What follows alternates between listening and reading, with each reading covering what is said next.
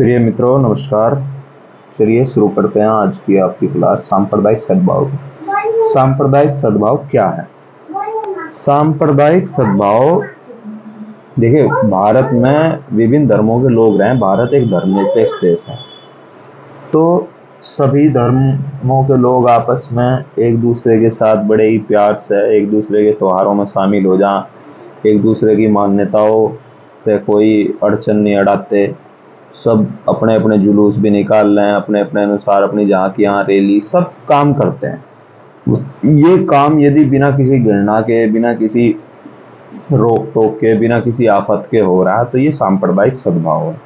इसी से देश की उन्नति और प्रगति बनी रहे, क्योंकि फिर धर्म की तरफ सरकारों का ध्यान थोड़ा कम रहे, या यूं कह लो कि इससे उत्पाद कम होगा। भाई धार्मिक सद्भाव बना रहेगा, उत्पाद कम होगा तो देश की तरक्की में ज्यादा ध्यान दिया जाएगा। ठीक है। और यदि ठीक इसी के उल्टा हो कि भाई धार्मिक उत्पाद ज्यादा मचाया जा, एक दूसरे के धर्म में अड़चने ज्यादा अड़ाई जा, तो क्या नाम थोड़ा सा कि भाई दूसरे धर्म का फलाना धर्म कुछ काम नहीं होने दे रहा, जहाँ जिसकी संख्या ज्यादा वहां वो उसका काम ना होने दे, तो वो धार्मिक असम्मति है। एक दूसरे को हीन भावना की दृष्टि से या घृणा की दृष्टि से देखना। ठीक है, यह धार्मिक असम्मति है।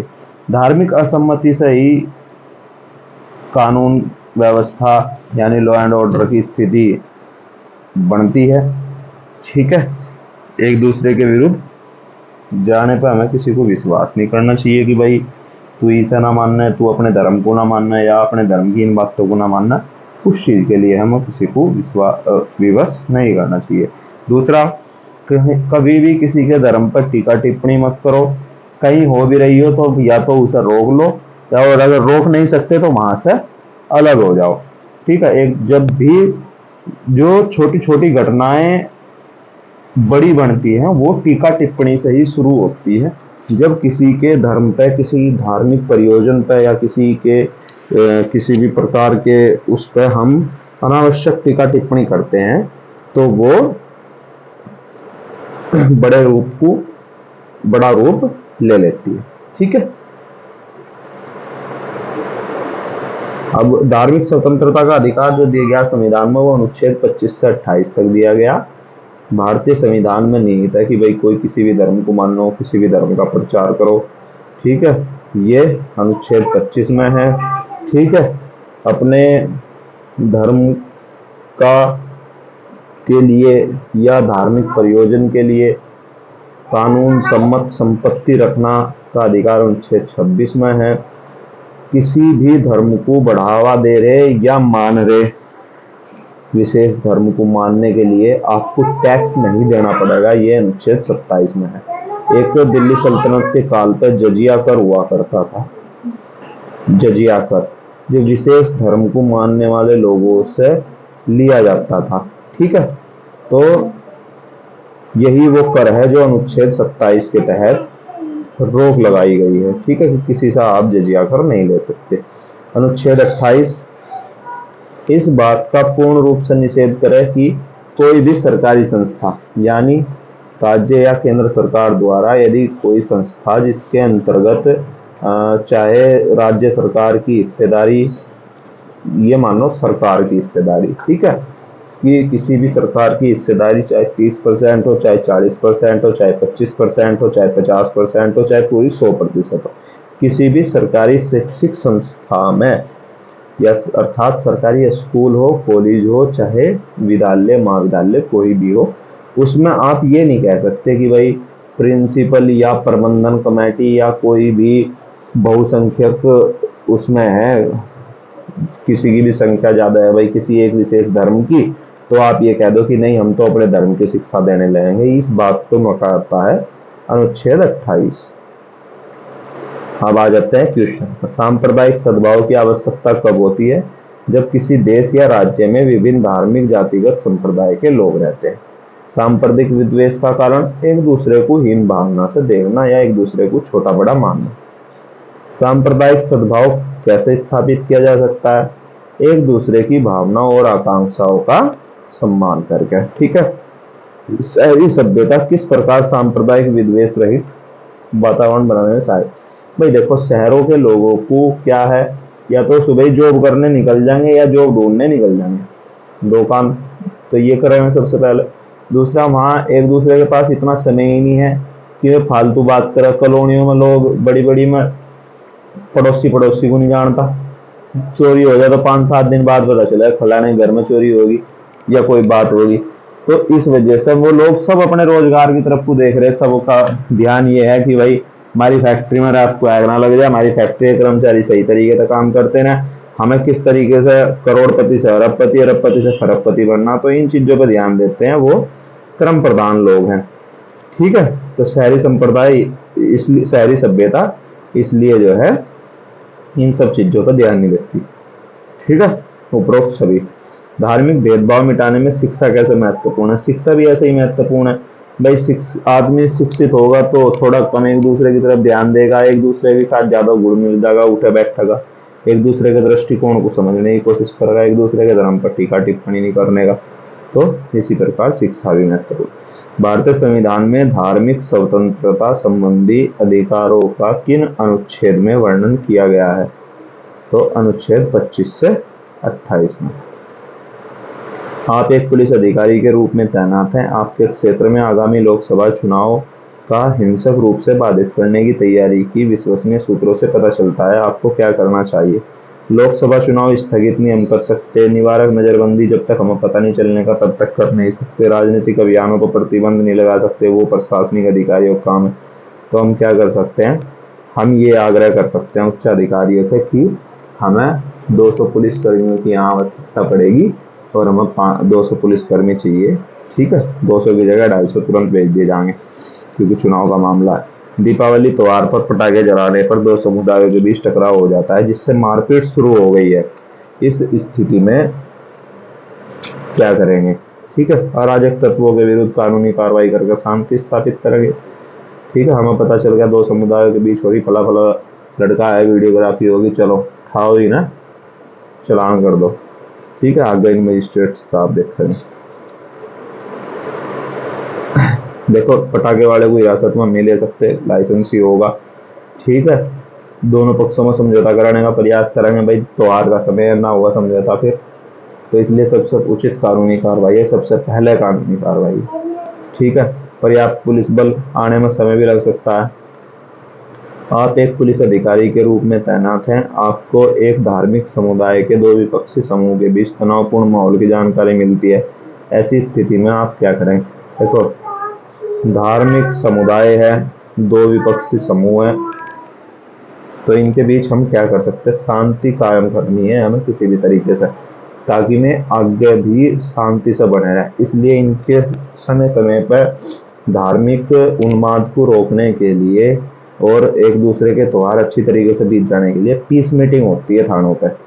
ठीक है, जिसमें विभिन्न धर्मों के गणमान्य व्यक्तियों को बुला लिया जाता है, तो शांति कायम करने हेतु मिलाने की कोशिश करेंगे। ठीक है, देखो एकदम से कोर्ट जाने की परामर्श नहीं दे सकते, फिर पुलिस का काम क्या रह गया? समूह के नेताओं को रोकने हेतु प्रेरित करेंगे। हो सकता है उस वक्त जो उनके नेतागण हैं या धार्मिक नेतागण हैं वो बाहर हो, तो इसलिए। और दूसरा, त्वरित कार्रवाई अलग करने हेतु, अगर अलग ही कर देंगे, पहली बात तो हम ऐसा तो कर नहीं सकते कि भाई तुम अलग अपनी अलग कॉलोनी बसा लो, 5 किलोमीटर दूर अपनी अलग बसा लो 4 किलोमीटर, तो ऐसा तो है नहीं। तो हमें ऐसा रास्ता ढूंढना है बीच का, जो वहीं रह करके हमें एक दूसरे का सम्मान करें। तो हम उन्हें वहीं समझाएंगे और वहीं बात करेंगे।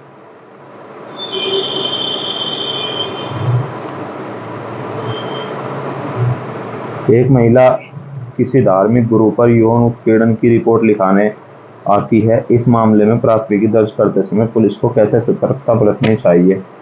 धार्मिक गुरु के साथ समझौते का दबाव बिल्कुल नहीं डाल सकते, समाज में तुम्हारी बदनामी होगी। अरे रजिस्टर्ड करना हमें केस सबसे पहले। धर्म के गुरु, महिला के धर्म और धर्म के गुरु अलग तो नहीं है, इस बात से हमें कोई फर्क नहीं पड़ता। सतर्क रहते हुए प्राथमिकी दर्ज कर उचित कार्रवाई करनी चाहिए। एक हिंदू व्यक्ति ने दूसरे व्यक्ति पर धर्मांतरण का आरोप है। देखो धर्मांतरण का आरोप है, बहुत ही संवेदनशील आरोप है, तो इसमें हमें बहुत ध्यान से देखो धर्मांतरण आरोप लगाने वाले व्यक्ति को सलाह देनी चाहिए मामला वापस ले लो, फिर वो पुलिस के पास आता है, क्यों, क्या फायदा। दोनों व्यक्तियों में सुलह का प्रयास, यह भी गलत है, प्रयास करवाना, ठीक है, क्योंकि संगीन अपराध है। और बिना सबूत के धर्मांतरण का आरोप लगाने वाले व्यक्तियों को गिरफ्तार कर लें, यह भी गलत है। दोनों पक्षों के बयान दर्ज कर साक्ष्य के आधार पर निष्पक्ष कार्रवाई। आप ड्यूटी पर हैं, इस दौरान देखते हैं कि कुछ सार्वजनिक रूप से नशा कर रहे हैं, आप क्या करेंगे, उचित कार्रवाई करेंगे, जो भी उस वक्त उचित होगा, ठीक है। सुरक्षा को ध्यान में रखते, हो सकता है वो बाद में नशे के बाद चोरी कर लें, किसी के साथ मारपीट कर लें, किसी महिला के साथ छेड़खानी कर लें, तो उचित कार्रवाई करेंगे, ठीक है। नज़रअंदाज नहीं हम कर सकते, और गिरफ्तारी उसी के अंदर आ जाएंगे, गिरफ्तारी उचित होगी तो गिरफ्तारी करेंगे। पुनर्वास कार्यक्रम से जोड़ने की तो वो होगी कि भाई नशेड़ी किस्म का व्यक्ति है और नशे का आदी है, लेकिन परेशान किसी को नहीं करता, बस नशे का आदी है, तो में हुआ वो सूंघने वाला या बुरी स्थिति वाला, तो उसे तो फिर नशा मुक्ति केंद्र भेज जाएंगे सरकारी। तो ये दोनों ऑप्शन उसी के अंतर्गत आएगा। आपके थाना क्षेत्र में एक अपराधी मामले की जानकारी मिलती है जिसमें एक व्यक्ति को मार दिया जाता है। जब आप घटनास्थल पर पहुंचते हैं तो एक विरोधी भीड़, देखो जिसके घर में जो पक्ष पीड़ित है, जिसके घर में मृत्यु हुई है, यानी मृत्यु छोड़ दो, वो हत्या है, जिसके घर में हत्या हुई है वो विरोध जरूर करेगा, वो आपसे सवाल जरूर पूछेगा कि आपने अभी तक क्या कार्रवाई करी। यदि आपने एफआईआर रजिस्टर्ड कर ली तो एफआईआर दो उसे, गिरफ्तारी तुरंत होगी तो गिरफ्तारी बताओ उसे कि गिरफ्तारी कर ली।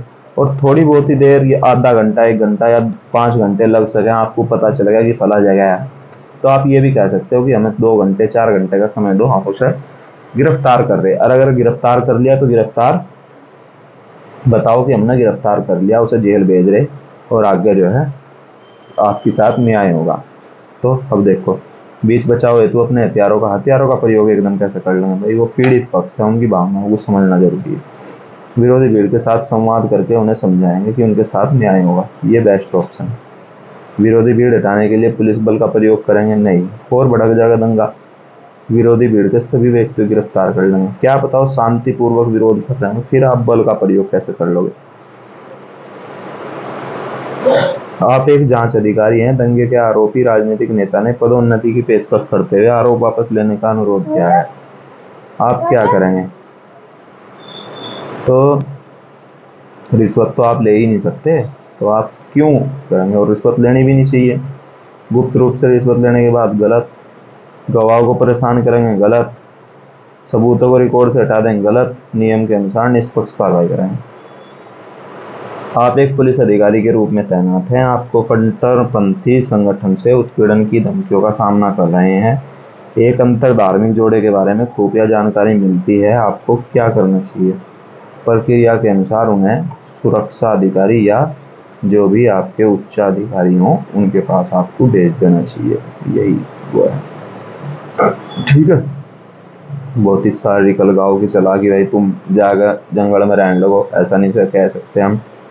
ये ऑप्शन जो है जोड़े का सुरक्षा का और सुरक्षित आवागमन प्रदान करना चाहिए, ये इसी में आ गया। जब सुरक्षा अधिकारियों के पास, उच्च अधिकारियों के पास चले जाएंगे, सार्वजनिक बातचीत से बचने की सलाह देनी चाहिए, ऐसा थोड़ा ही अपने घर परिवार के साथ तो बात करेंगे। दंगा प्रवण क्षेत्र में अपने क्षेत्राधिकार में स्टेशन पर मुख्य रूप से सांप्रदायिक सद्भाव रखने के लिए आप क्या करेंगे। संभावित उपद्रवों की सोशल मीडिया प्रोफाइल। अब एक बात बताइए, सोशल मीडिया प्रोफाइल पर तो आपने नजर रख ली, और वो भौतिक रूप से ही घर घर जा रहे हो कि भाई हमें फला दिन फला तारीख को ये काम करना, तो ऐसा, ये तो ऑप्शन गलत हो गया। शांति के उल्लंघनों को प्रयास का टालने के लिए निवारक गिरफ्तारियां करेंगे। अब 2-4 को हमने पकड़ लिया, लेकिन 50 रह गए, फिर भी उत्पात हो गया, तो 2 में 50 भी सतर्क हो जाएंगे, है नहीं। तो मतलब पूरे को करना चाहिए ना गिरफ्तारी, यदि करेंगे तो। खतरनाक हथियारों को रखने पर निषेधात्मक आदेश लागू करना चाहिए।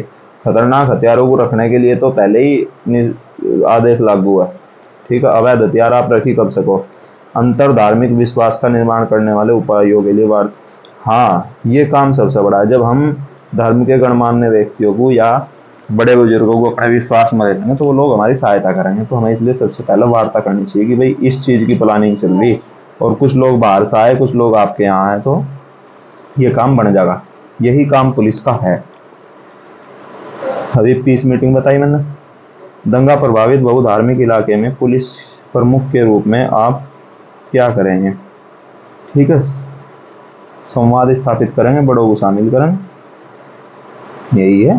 ठीक है, अनिश्चितकालीन कर्फ्यू आप लगा नहीं सकते, ये सब प्रशासनिक काम है। सख्त कार्रवाई आप बिल्कुल कर सकते हैं, लेकिन बड़ो जो जब तक आप क्या कह रहे हैं, सभी का पता भी होना चाहिए, उसके लिए आपको जरूरी तो धीरे धीरे बड़ों को यदि आप अपने साथ ले लेंगे, संवाद स्थापित कर लेंगे, तो आपको ज़्यादा से ज़्यादा लोगों का पता चल पाएगा। ठीक है,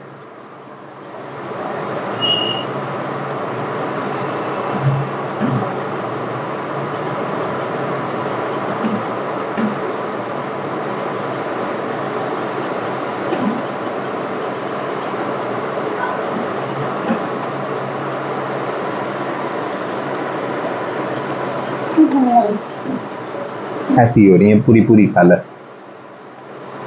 आप एक पुलिस अधिकारी के रूप में देखते हैं कि कुछ धार्मिक अल्पसंख्यकों को पड़ोस में प्रवेश से वंचित किया जा रहा है, आप क्या करेंगे? वहां भी बात ही करेंगे, बहुधार्मिक सामुदायिक संवाद आयोजित करेंगे कि भाई देखो ऐसा भी रहना और आपको भी रहना, यही काम करेंगे।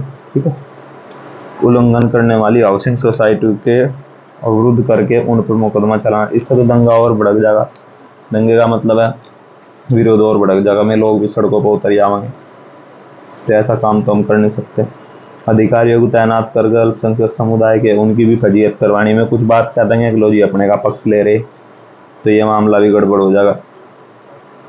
राज्य अल्पसंख्यक कल्याण योजनाओं को संदर्भित करेंगे शिकायत को।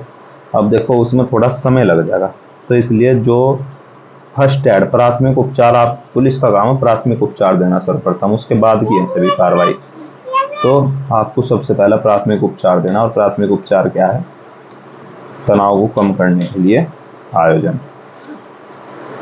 भारत विभिन्न भाषाओं, परंपरा और धर्म का देश है, लेकिन इस तरह की विविधता इसकी एक राष्ट्र की भावना के मार्ग में मुख्य बाधा बन सकती है। वो कौन सा कारक नहीं है जो सांप्रदायिक अलगाव पैदा नहीं करता? ठीक है, राष्ट्रीय ध्वज किसी प्रकार का अलगाव पैदा नहीं करता, एक तिरंगे की खातिर सारा देश चले। ठीक है, बस। भारत में ब्रिटिश शासन वोट डालो राज करोगे नीति पर आधारित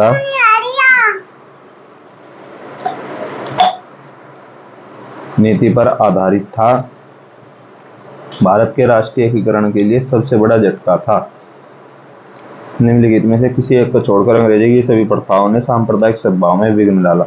हिंदू मुस्लिमों के बीच भेदभाव पैदा करा, इसने विघ्न डाला इसमें। तो अमीर गरीब शहरी उच्च ग्रामीण वर्गों के बीच असमानता पैदा करी, ये भी विघ्न है।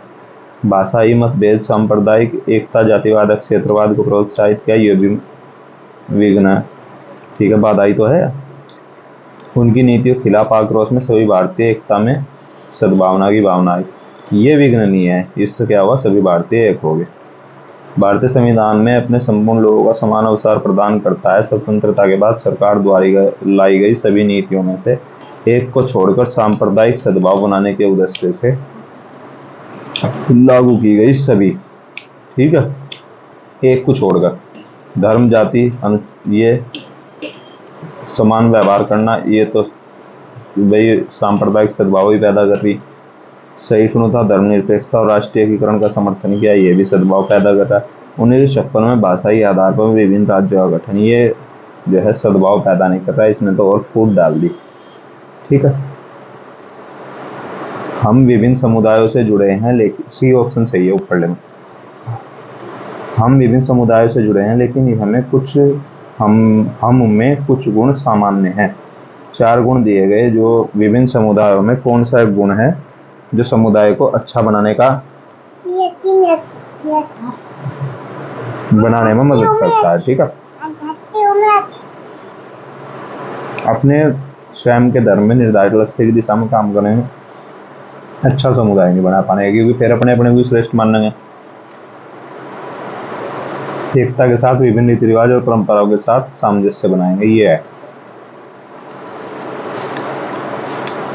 निम्नलिखित में से कौन सा अनुच्छेद नागरिकों के किसी भी पिछड़ा वर्ग के हित में पदों की नियुक्ति में आरक्षण का प्रावधान करता है? ठीक है, अनुच्छेद 16 अवसर की समानता वाला। ठीक है, अनुच्छेद 16 अवसर की समानता वाला, उसमें जो है उसी के अंदर आरक्षण आता है ना, कि जो पिछड़े वर्ग हैं या अनुसूचित जाति जनजाति है उन्हें समान रूप से लाने के लिए उनके लिए विशेष प्रावधान किए जाए। अपनी जाति, स्थानीय नस्ल के कारण बड़ी संख्या में लोगों के हत्या को क्या कहा जाता है? नरसंहार कहा जाता है। ठीक है, नरसंहार यानी जीनोसाइड। ठीक है, जैसे बांग्लादेश में हो रहा है, या जैसे हमारे यहाँ एक समय पर कश्मीर में हुआ। ठीक है भाई, ये सब जीनोसाइड ही है। जैसे जर्मनी में हुआ, हिटलर के समय में किसी एक धर्म के लोगों के खिलाफ अत्याचार हुआ।